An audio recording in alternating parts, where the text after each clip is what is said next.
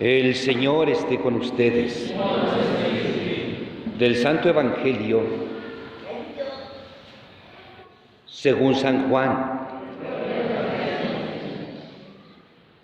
En aquel tiempo Jesús dijo a sus discípulos: Yo soy la verdadera vid y mi Padre es el viñador. Al sarmiento que no da fruto en mí, Él lo corta, y al que da fruto lo poda para que dé más fruto. Ustedes ya están purificados por las palabras que les he dicho.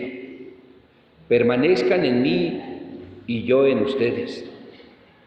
Como el sarmiento no puede dar fruto por sí mismo si no permanece en la vid, así tampoco ustedes si no permanecen en mí. Yo soy la vid, ustedes los sarmientos. El que permanece en mí y yo en él, ese da fruto abundante, porque sin mí nada pueden hacer. Al que no permanece en mí se le echa fuera, como al sarmiento, y se seca. Luego los recogen, lo arrojan al fuego y arde. Si permanecen en mí y mis palabras permanecen en ustedes, pidan lo que quieran y se les concederá. La gloria de mi Padre consiste en que den mucho fruto y se manifiesten así como discípulos míos. Palabra del Señor. Sentados.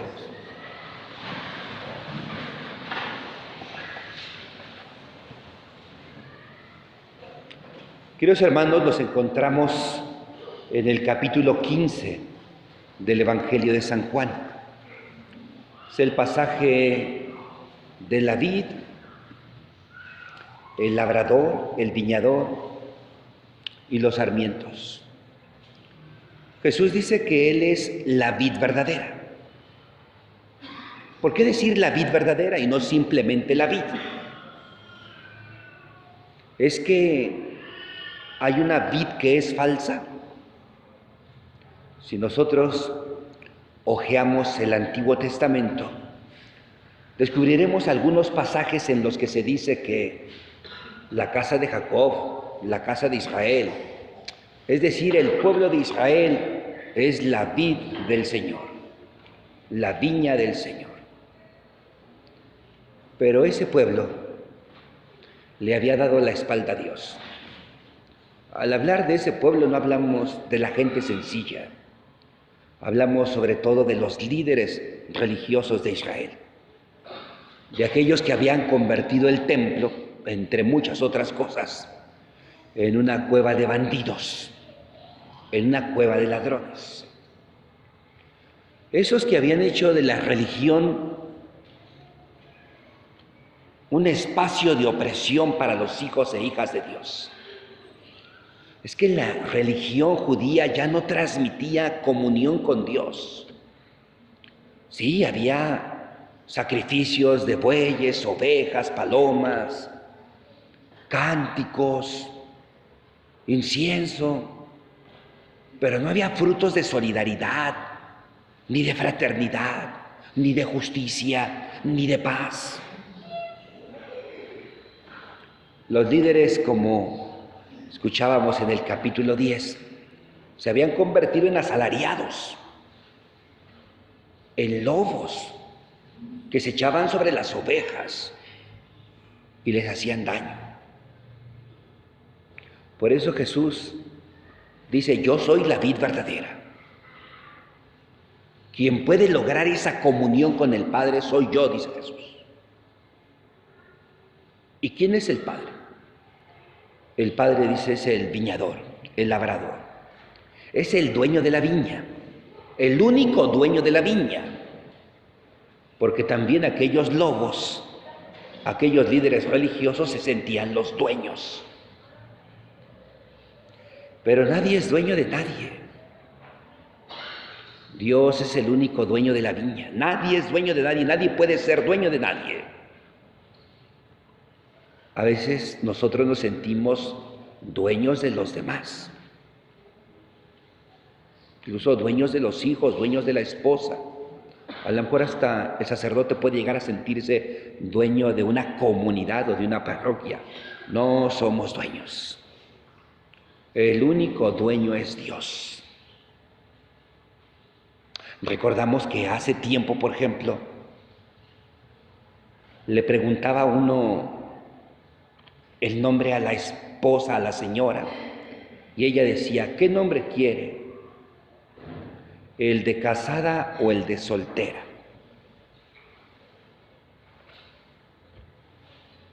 Y cuando daban el nombre de casada decían, por suponer, Juana de López, Juana de Martínez, Juana de... como si fueran cosa o pertenencia del esposo. No, nadie es dueño de nadie. El único dueño de la viña es el Padre. Y Él dice, corta el sarmiento que no da fruto. Y el sarmiento que da fruto lo poda para que dé más fruto todavía. Nacimos para dar fruto. La plenitud de nuestra vida está cuando producimos fruto. Hemos sido plantados por Dios en este maravilloso mundo para dar fruto. Y en la medida en que damos ese fruto vamos siendo excelentes seres humanos, excelentes personas, excelentes hijos de Dios. Pero podemos también ser estériles y no producir fruto. Y la vida de alguien estéril, como si no sirviera. Estar presente en este mundo y no producir frutos no tiene sentido. Pasar por este planeta 50, 60, 80 años, 90 años sin dar fruto es como no haber pasado. Es un desperdicio de vida, es desperdiciar la vida. Vivir muchos años y no dar fruto es haber desperdiciado la vida. Nacimos para fructificar. Es como un naranjo. Un naranjo nació para dar naranjas, no nació para dar hojas, ni nació para dar sombra, nació para dar naranjas. Nosotros no nacimos simplemente para ocupar un lugar en el espacio. Nacimos para dar fruto. Y cada vez más fruto, cada día más fruto. Somos los sarmientos. Pero queda claro en el Evangelio que solo podemos dar frutos si estamos unidos a aquel que es la vida. De otra forma, no. De otra forma estamos estériles. Solo podemos producir frutos si estamos unidos a Él que es la vida. El gran problema de nuestra época es que el hombre se ha separado de la vida. El gran problema de nuestro tiempo es que el hombre ha marginado a Dios, ha excluido a Dios, ha rechazado a Dios, ha marginado a Dios, ha sacado a Dios de su vida. El hombre de hoy ha sacado a Dios de su vida. ¿Ejemplos? Los papás que ya no quieren bautizar a sus hijos y que dicen que ya cuando ellos crezcan que decidan si quieren o no bautizarse. Y cada vez es más el número de papás que no llevan ya a sus hijos al bautismo. Y las parejas que no quieren casarse por la iglesia también cada vez son más. Vamos a juntarnos Si funciona, nos casamos. Y si no, pues cada uno por su lado. Y entonces pasa 1 año, 5 años, 10 años, y siguen pensando si todavía se llevarán bien. Tienen hijos de 15 años y todavía están pensando si se casarán por la iglesia o no. Hemos expulsado a Dios del hogar. No hay oración en familia. Hemos expulsado a Dios, como diría alguien, de las escuelas, de los hospitales, de las empresas, de los centros comerciales. Hemos expulsado a Dios. Podemos incluso quizás dar la vuelta en un centro comercial y si encontramos una imagen de Jesús, seguro que es un objeto que se está vendiendo en los artículos de joyería. Pero Dios nos representa otra cosa para el hombre de hoy. A los jóvenes, a los adolescentes, no les gusta oír hablar de Dios. Huyen de todo lo que huele a religión, de todo lo que huele a Dios. El joven de hoy rechaza a Dios. Está sumergido, atrapado en las redes sociales, que ya no hay tiempo para Dios. Despertamos sin conciencia de Dios, vivimos la vida sin conciencia de Dios, salimos sin conciencia de Dios, regresamos al hogar sin conciencia de la presencia de Dios. Estaban mejor aquellos abuelos, comerciantes. Hoy son pocos los que vemos hacer eso. ¿Qué? Que después de la primer vendimia, bueno, por lo menos a santiguarse, si lo hacían los abuelos. Hoy la gente prefiere tener una sábila con un moño rojo. Hoy la gente prefiere colocar una herradura, una corona de ajos, o un saquito con un montón de porquerías adentro. ¿Cómo puedes poner tu confianza ahí? ¿Cómo puedes poner tu confianza en eso? Es la ausencia de Dios. A Dios lo hemos hecho a un lado. Es preferible para ellos una sábila, un saquito de estos, porque ahí no hay un compromiso. Dios poda para que demos más fruto. Esto no quiere decir que Dios haga la vida difícil o Dios mande pruebas como algunos creen, piensan o imaginan. No. Podar no hay que entenderlo como que Dios nos manda las crisis, Dios nos manda los problemas, Dios nos manda las broncas, nos manda las dificultades para que nosotros nos hagamos firmes. No, las pruebas ya están en la vida.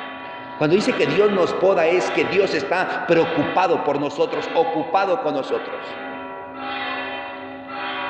Dios está atento de nosotros, muy atento, para ayudarnos a dar más fruto. ¿Realmente estamos vinculados? ¿Realmente estamos conectados con la vida? ¿O venimos a conectarnos con la vid solo cada 8 días? Porque a lo mejor nuestra unión con la vid pues es de cada domingo un par de horas. ¿Y el resto de la semana? Despertamos y no agradecemos a Dios el maravilloso día que comienza. Desayunamos sin darle gracias a Dios por los alimentos que ingerimos. Nos ponemos la ropa sin darle gracias a Dios que tenemos que vestir. Nos colocamos los zapatos sin darle gracias a Dios que tenemos calzado. Vamos al trabajo sin agradecerle que lo tenemos. Vivimos una gran ausencia de Dios, una gran indiferencia en relación con Dios. No estamos unidos a la vida. Cae la noche y puede pasar una semana, 2 semanas, meses, sin que hayamos tenido una comunión real y auténtica con aquel que es la vida.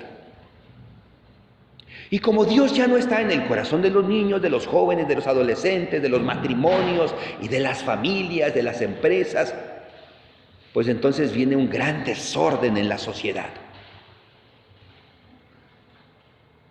Violencias, pleitos, fiestas de adolescentes y jóvenes que terminan en pleitos. Asaltos en el transporte público, en nuestras calles, en nuestros mercados. Es impensable que alguien pueda quitarle la vida a una persona nada más para quitarle un celular. O sea, no tendría que pasar, pero hemos expulsado a Dios de nuestra vida, y más todavía. ¿Cómo puede haber alguien? Es inhumano. ¿Cómo puede haber alguien que se atreva a quitarle a otro lo que le ha costado 15 días de trabajo? ¿Cómo? Si estuviera Dios en el corazón de los seres humanos, esas cosas no pasarían. Pero no estamos unidos a aquel que es la vid. Nos conectamos de vez en cuando, y normalmente cuando logramos conectarnos con Él o cuando nos conectamos con Él, no es para otra cosa, sino para reclamarle lo que estamos viviendo, lo que estamos pasando. Pero la comunión es de todos los días, para poder producir frutos de fraternidad, de solidaridad, de generosidad, de paz, de amor, de vida digna, frutos de entrega, frutos de lucha, frutos de justicia, frutos de honestidad, frutos de lealtad, de verdadero compañerismo, de ayuda mutua. Pero en el mundo se ve todo lo contrario. Se ve este desorden, este caos, esas injusticias. Y hablo del que le quita el salario a otro, de lo que le ha costado 15 días de trabajo o más. Hablo de esos, pero no son los peores. Los peores esos roban de otra manera, de otra forma.